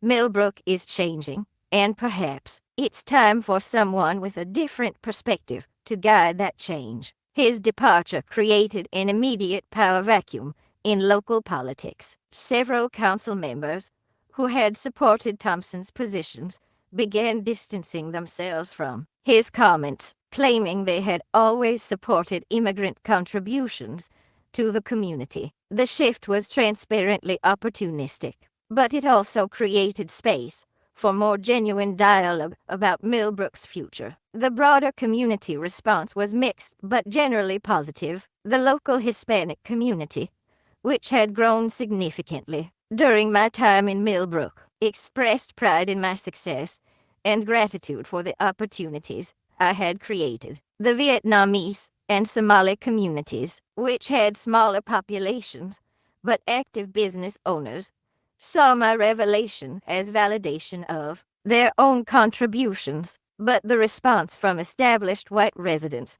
was more complicated. Some, like Frank Williams, expressed genuine surprise and appreciation. Others, like Betty Morrison, remained suspicious of my motives. A few doubled down on Thompson's arguments, suggesting that my secrecy proved immigrants couldn't be trusted to be straightforward about their intentions. The most gratifying responses came from people whose lives had been directly touched by my investments. Jose, the electrician who had worked on dozens of my renovation projects, told the newspaper that my commitment to quality work and fair wages had allowed him to support his family and eventually start his own electrical contracting business. Maria Santos, whose cleaning business had grown through referrals from my properties, credited me with helping her achieve the American dream. Elena didn't just create jobs, Maria told the reporter. She created opportunities for people like us to build something lasting in this community. The waterfront development proposal, which had been tabled after Thompson's discriminatory comments, was suddenly back on the table, with Thompson's resignation imminent and public opinion shifting in my favor. The remaining council members were eager to be seen as supporting economic development and immigrant entrepreneurship. Council member David Park, who had tried to bring rationality to the previous meeting, reached out to schedule a private meeting about the development proposal. I think we may have gotten off on the wrong foot, he said when he called. The council would like to discuss how we can move forward constructively. As I prepared for that meeting, I reflected on how completely the dynamics had changed. 3 weeks earlier, I had been an invisible outsider whose development proposal was rejected because of coded discrimination. Now I was a recognized community leader whose economic contributions were undeniable and whose political influence was substantial. The girl who had hidden her success to avoid discrimination had become a woman whose success made discrimination impossible to maintain. Thompson's resignation letter sat on my desk as proof that sometimes the best revenge is simply telling the truth. Despite the positive community response to my revelation and Thompson's resignation, Sarah Chin advised me to proceed with the discrimination complaint we had been preparing. Political changes are good, she explained, but legal victories create precedents that protect other people in similar situations. Thompson's comments were recorded. His discriminatory intent was clear. And you have documentation of economic harm. 3 months after my council meeting revelation, we filed a comprehensive civil rights complaint with the Department of Housing and Urban Development. The complaint alleged that the city of Millbrook had engaged in discriminatory practices that violated the Fair Housing Act and other federal civil rights statutes. We included the recording of Thompson's comments, documentation of the differential treatment my development proposal had received, and evidence of the broader pattern of discrimination against immigrant investors and business owners. The HUD investigation that followed was thorough and professional. Federal investigators interviewed dozens of community members, reviewed years of city records, and analyzed the approval process for various development proposals. What they found supported our allegations completely. The investigation revealed that over a 5-year period, development proposals from investors with Anglo names had been approved at a rate of 85%, while proposals from investors with Hispanic or other ethnic names had been approved at a rate of 43%. Even when controlling for project size, financing, and technical qualifications, the disparity was statistically significant. More damning was the evidence of disparate treatment in the approval process itself. Projects proposed by white developers typically received preliminary approval within 30 days and full approval within 90 days. Projects proposed by minority developers faced additional scrutiny, multiple requests for supplemental information, and approval timelines that averaged over 6 months. The investigators also documented the coded language that had become standard in municipal discussions of development proposals. Terms like community character, maintaining standards, and appropriate development had been used almost exclusively in discussions of proposals from minority developers, while projects from white developers were evaluated primarily on technical and financial criteria. Most significantly, the investigation found that my waterfront development proposal had been subjected to extraordinary scrutiny despite being technically superior to other approved projects. The proposal included more comprehensive environmental studies, more detailed architectural plans, and more robust financing than any project previously approved by the council. Yet it had been tabled based on concerns that were never applied to comparable proposals from white developers. 6 months after we filed the complaint, HUD issued its findings. The federal agency concluded that the city of Millbrook had engaged in a pattern of discriminatory practices that violated federal civil rights laws. The finding included specific criticism of Thompson's recorded comments and the disparate treatment of minority developers. The city faced a choice: accept a negotiated settlement or defend against federal civil rights litigation. With Thompson gone and a new mayor elected on a platform of inclusion and economic development, the city chose to settle. The settlement agreement was comprehensive and forward-looking. The city agreed to pay $125,000 in compensatory damages, acknowledging the economic harm caused by the discriminatory delay of my development proposal. More importantly, the settlement included systemic reforms designed to prevent future discrimination. The reforms included mandatory civil rights training for all city officials, standardized criteria for evaluating development proposals, and regular monitoring of approval processes to identify potential disparities. The city also agreed to establish a minority business development program and to actively recruit diverse contractors for municipal projects. Perhaps most significantly, the settlement required the city to issue a public apology acknowledging past discriminatory practices and reaffirming its commitment to equal treatment, regardless of developers' ethnic or national origin backgrounds. The apology was published in the Millbrook Gazette and posted prominently on the city's website. The city of Millbrook acknowledges that some past decisions regarding development proposals may not have met the standards of equal treatment that our community values and that federal law requires.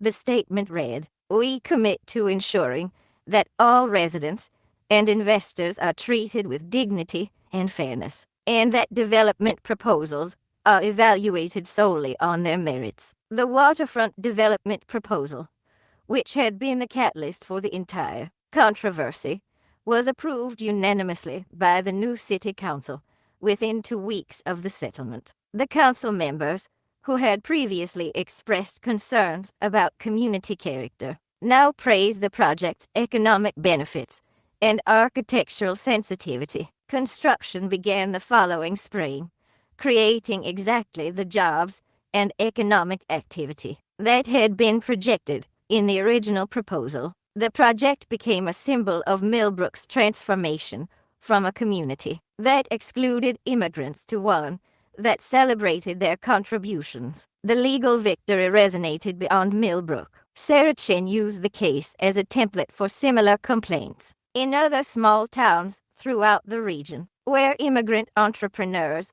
faced discriminatory treatment. The HUD finding became precedent that strengthened federal enforcement of civil rights laws in municipal decision-making.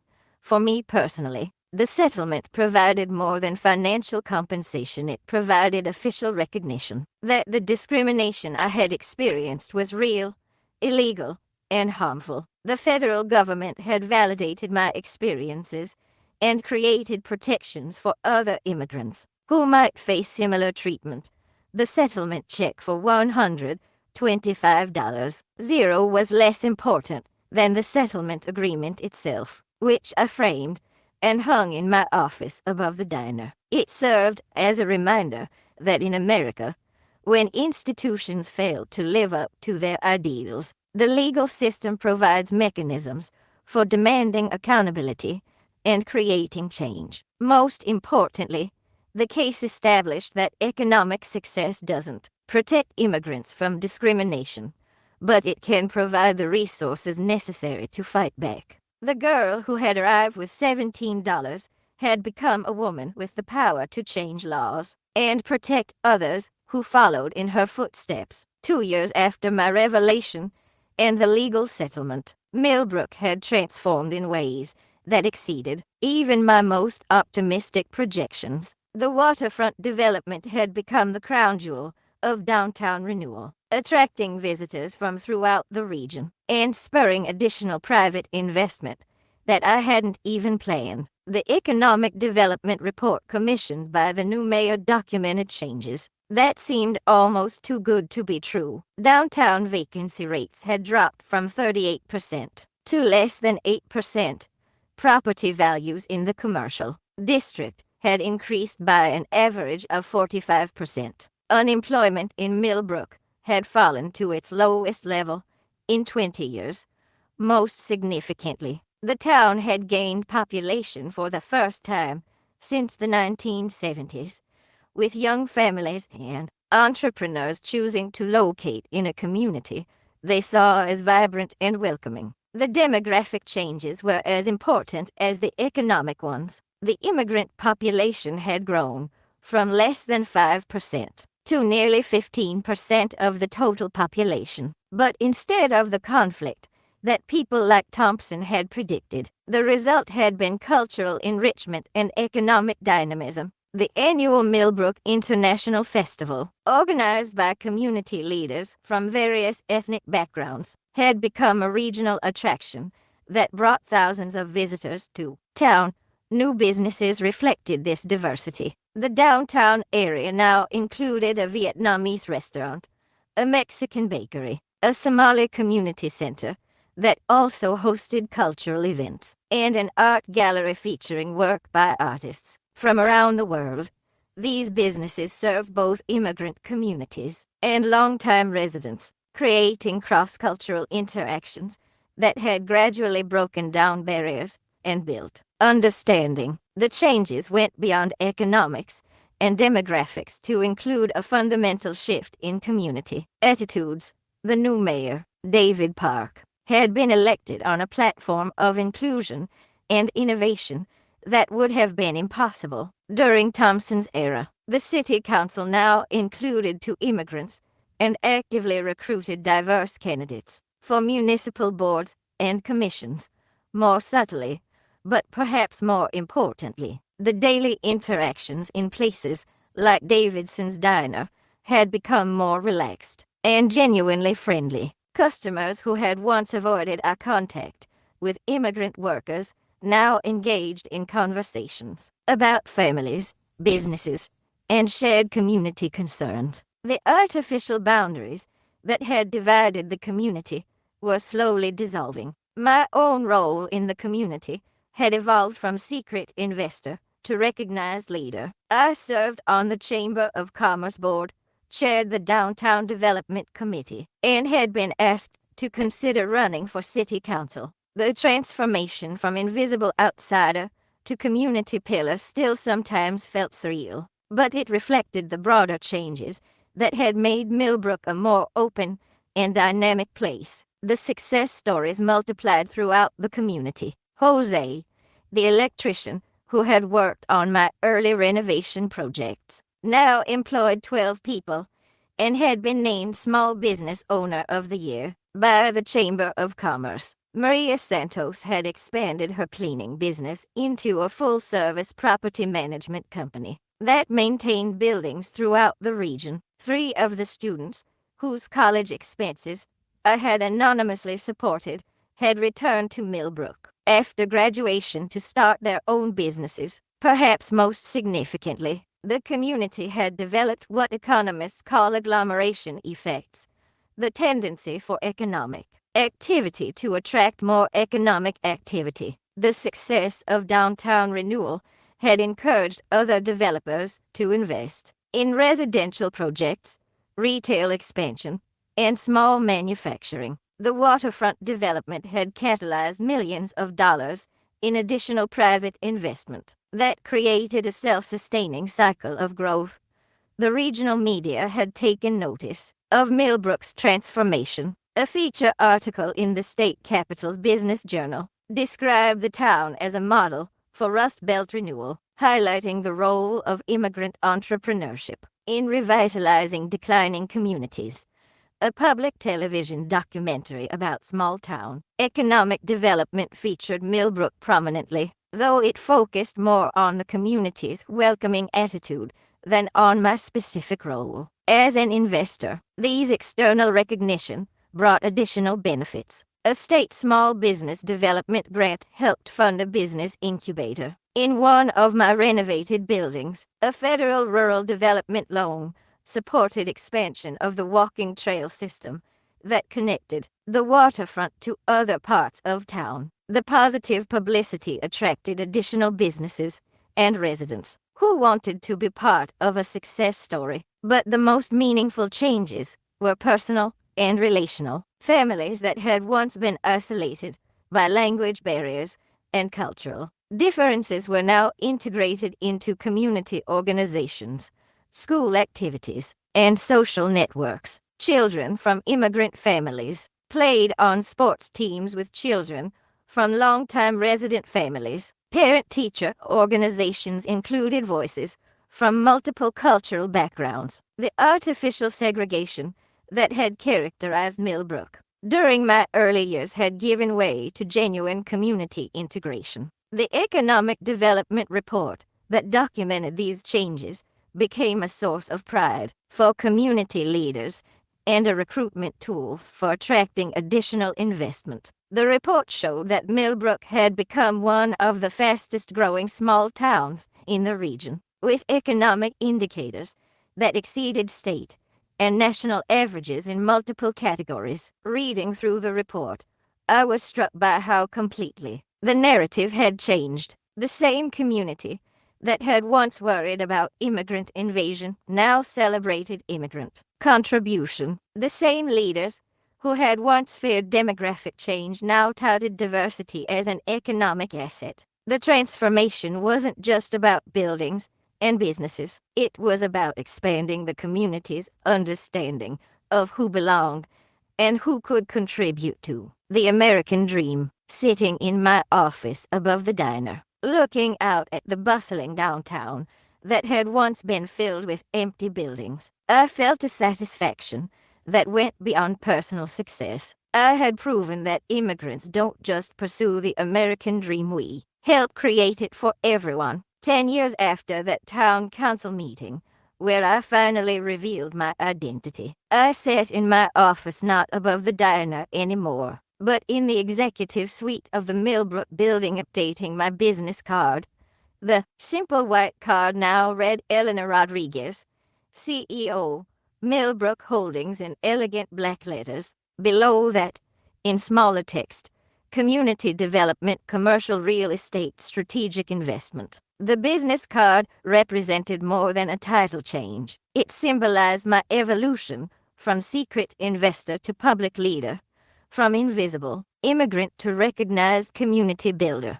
But more than that, it represented the expansion of my vision beyond Millbrook to other small towns throughout the region that faced similar challenges of economic decline and demographic change. Millbrook Holdings now owns 67 properties across 5 counties, with a portfolio value exceeding $15 million.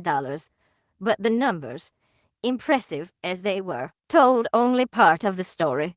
The real measure of success was the hundreds of jobs created, the dozens of businesses launched, and the communities transformed from decline to growth.